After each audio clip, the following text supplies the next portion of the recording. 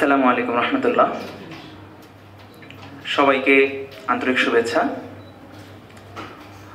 প্রথমেই আমি আমাদের জুলাই যাদের আত্মত্যাগের বিনিময়ে আমরা আজকে এখানে বসার সৌভাগ্য হয়েছে এবং যেই বসার পাশাপাশি আমরা যে ফ্রিডম ভোগ করতেছি, স্বাধীনতা, এর জন্য যে আত্মত্যাগ যারা করেছেন সেই সকল শহীদ ভাইদের আমি মাগফিরাত কামনা করে শুরু করছি।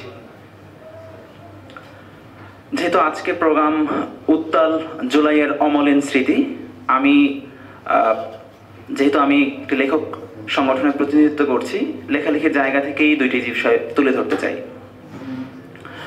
যখন আবু সাইদ ভাইয়ের যে সাহসী আত্মত্যাগ সারা পৃথিবীর সামনে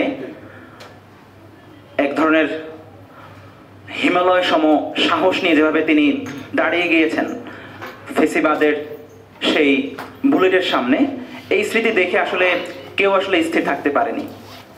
সে জায়গা থেকে আমি 16 তারিখ রাতে একটি কলাম লেখা শুরু করলাম। আমার কলামের শিরোনামটা এভাবে ছিল যে রংপুরের আবু সাইদ যেন এ যুগের নুরুল দিন। অর্থাৎ আমরা এসএসসিতে একটি রচনা পড়েছিলাম যে নুরুল দিনের কথা মনে পড়ে যায়। রংপুরে সে কিন্তু কৃষক বিদ্রোহের সময় ধরনের আত্মত্যাগ করেছিল, সেই রংপুরে কিন্তু আবু সাইদের আত্মত্যাগ আমরা দেখেছি। সেই জায়গা থেকে আমার মনে হয়েছে ইতিহাসের এই পার্টটা আমাদের সামনে নিয়ে আসা দরকার এবং এই ইন্সপিরেশনটা এই যুগে যে আসলে যুগে যুগে যে নুরুল দিনরা সামনে এসে যায় তারই অংশ একটু তুলে ধরা দরকার মিডিয়ার মাধ্যমে। কিন্তু মানে লজ্জার সামনে বলতে হয়, দুটি মাত্র প্রিন্ট পত্রিকা আমার এই কলামটি প্রকাশ করেছে, ডেল্টা টাইমস এবং আমার বার্তা নামে দুটি পত্রিকা পরের দিন প্রিন্ট ভার্সনে প্রকাশ করেছে। এর বাইরে কোনো প্রথম ধারার কোনো গণমাধ্যম আমার এই কলামটি প্রকাশ করে নাই। এবং এরপরে যে লজ্জাজনক ঘটনা সেটি হচ্ছে, আমি যখন এই কলামটি আমার সোশ্যাল মিডিয়ায় প্রকাশ করেছি, সরকারি চাকরি করে একজন আমলা, তার নাম আমি বলছি না, তিনি মিডিয়ায় বেতারে কাজ করে, তিনি আমার ওখানে কমেন্ট যুদ্ধে জড়িয়ে গিয়েছেন। তার বক্তব্য হচ্ছে আবু সাইদ আত্মহত্যা করেছে, আত্মত্যাগ নয়। সবচেয়ে বিভৎস যে ব্যাপারটা সেটি হচ্ছে সেই কর্মকর্তা এখনো কর্মরত আছেন, স্টিল নাও। অর্থাৎ ফেসিবাদের যে জায়গা থেকে আমরা বিপ্লব করেছি, এই আমাদের যারা আবু সাইদের যারা আত্মত্যাগ করে তাদেরকে যারা আত্মহত্যার মতো শব্দে যারা এত বড় শব্দ চয়ন করেছে, সে আমলারা কিন্তু প্রত্যেকটা জায়গায় রয়ে গিয়েছে। এই কারণে আসলে আমাদের বিপ্লবের শব্দ থেকে আমরা ফিরে এসে আমার এখন বলতে হচ্ছে গণ অভ্যুত্থান। সে জায়গা থেকে গণ অংশটিও কেটে দিয়ে হয়তো অভ্যুত্থান বা পরবর্তীতে গতানুগতিক একটা আন্দোলনের মতো পর্যায়ে আমরা নেমে যাচ্ছি।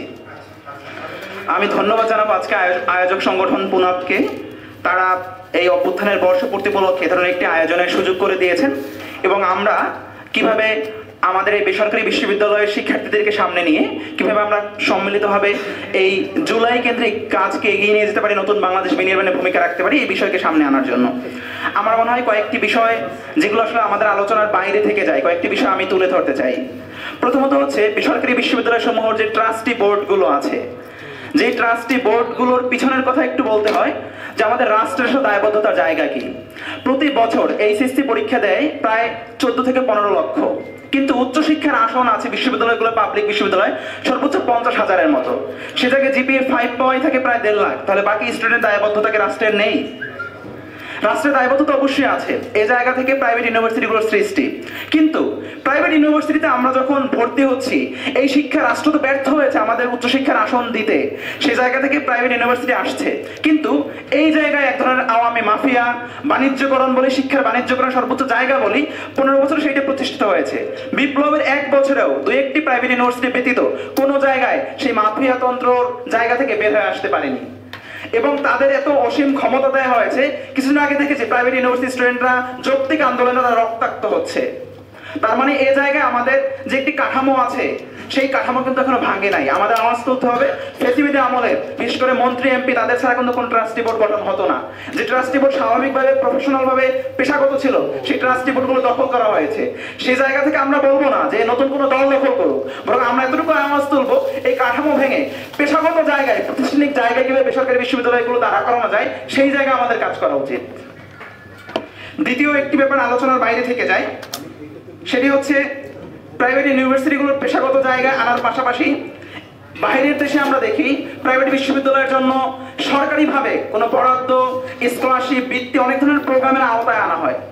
একটি ছেলে তার বাসা গুলশানে ঢাকায় থাকে, সে এখানে পড়াশোনা করার জন্য সুবিধা পায়।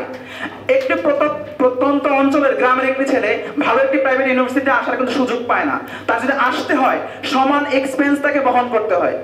কিন্তু আমাদের উন্নত দেশে আমরা দেখি তার যে কাঠামো আছে, তার যে লিভিং সিস্টেম, এই জায়গায় কিন্তু ভর্তুকির ব্যবস্থা আছে, যেহেতু হল দিচ্ছে না প্রাইভেট ইউনিভার্সিটি। অর্থাৎ প্রত্যন্ত অঞ্চলের যে মানুষগুলো আছে, এই জায়গায় যে ধনী গরিবের যে বৈষম্য হচ্ছে প্রাইভেট ইউনিভার্সিটি, শুধুমাত্র পশ ছেলে পেলে যারা, তারাই ভালোভাবে পড়তে পারতেছে, যারা আসছে তাদের আবাসন ব্যবস্থাপনা নেই, পড়ার সুযোগ পাচ্ছে না। এই জায়গায় কিভাবে সমতাকরণ করা যায়, কিভাবে ভর্তুকি দেওয়া যায়, এই জায়গায় মনে হয় আমাদের দৃষ্টি দেওয়া উচিত। সর্বশেষ একটি বিষয় তুলে ধরবো আমি, এটি খুবই গুরুত্বপূর্ণ। সেটি হচ্ছে আমরা দেখেছি ফেসিবাদী আমলে প্রাইভেট ইউনিভার্সিটির মালিক যারা ছিল, ট্রাস্টি বোর্ড যারা ছিল, তারা চাটুকারিতে করতে করতে এমন একটা জায়গায় গিয়েছিল, প্রত্যেকটা বিশ্ববিদ্যালয়ে মুজিব কর্নার ছিল, প্রত্যেকটা বিশ্ববিদ্যালয়ে মুক্তিযুদ্ধের সন্তান নাতি পুতাদের জন্য কোটা ছিল, তাদের জন্য সেশন ফি মওকুফ ছিল, অনেক সুবিধা ছিল প্রায় অধিকাংশ ইউনিভার্সিটিতে। কিন্তু দুঃখজনক ব্যাপার হচ্ছে এই জায়গায় বিপ্লবের 1 বছর পরে আমরা দেখি নাই কোনো বিশ্ববিদ্যালয় উইলিংলি ঘোষণা করেছে হ্যাঁ আমরা জুলাই যোদ্ধাদের জন্য আমাদের ইউনিভার্সিটিতে এই সুযোগটি আমরা দিব। এমন কিন্তু একটা ইউনিভার্সিটি একটা মানে উদাহরণ তৈরি করতে পারে নাই এখন পর্যন্ত। এটা আমাদের জন্য লজ্জাজনক। তার মানে তারা এখন পর্যন্ত জুলাই বিপ্লবকে তারা ওন করে না, জুলাই বিপ্লবকে তারা ধারণ করে না। আমরা আজকে সভা থেকে আহ্বান জানাবো, আমরা প্রত্যেকটা প্রাইভেট ইউনিভার্সিটি, আমাদের যারা তরুণ, আমাদের যারা জুনিয়র, তারা কিন্তু আন্দোলন করেছে, তাদের আত্মত্যাগ রয়েছে, তাদের স্বীকৃতি শুধুমাত্র সাংবিধানিক দিবেলে হবে না, আমাদের প্রত্যেকটা জায়গায় আমাদের জুলাইকে এস্টাবলিশ করতে হবে, সাংস্কৃতিক জায়গা থেকে, একাডেমিক জায়গা থেকে। সেই জায়গা থেকে আমরা জোরালো আহ্বান জানাবো, বিশ্ববিদ্যালয়গুলো যারা আছে তারা জুলাই যদি ওন করে, তার আমরা রিফ্লেকশন দেখতে চাই। তারা ঘোষণা করুক নতুন ডিসিশন আসতেছে এই জায়গায়, যারা আহত জুলাই পরিবার যারা রয়েছে, শহীদ পরিবার, তাদের কোনো সদস্য ভর্তি হলে তাদেরকে কোনো স্কলারশিপ দেওয়া হোক, জুলাই স্কলারশিপ ঘোষণা করা হোক মেধাবীদের জন্য। এ ধরনের অর্থাৎ আমরা আমাদের প্রাইভেট ইউনিভার্সিটির যে ইকোসিস্টেম আছে, এই জায়গায় আমরা জুলাই রিফ্লেকশন দেখতে চাই। প্রাইভেট ইউনিভার্সিটির যে মাফিয়া তন্ত্র আছে, দখলদারি আছে ট্রাস্টি বোর্ডের, এই জায়গাটা ভেঙে দিতে চাই এবং পেশাদারভাবে এই আমাদের প্রাইভেট ইউনিভার্সিটির যে সিস্টেম আছে, এ জায়গায় পেশাদারিত্বের সাথে এই ইন্ডাস্ট্রি গড়ে উঠুক। এই আহ্বান জানিয়ে শেষ করছি। এবং সবশেষ আরো একটা আহ্বান থাকবে আমার পুনমের প্রতি। আমাদের প্রাইভেট ইউনিভার্সিটি স্টুডেন্ট যারা আছে তাদের অনেক সম্ভাবনা আছে, লেখালেখির ক্ষেত্রে অনেক সম্ভাবনা রয়েছে।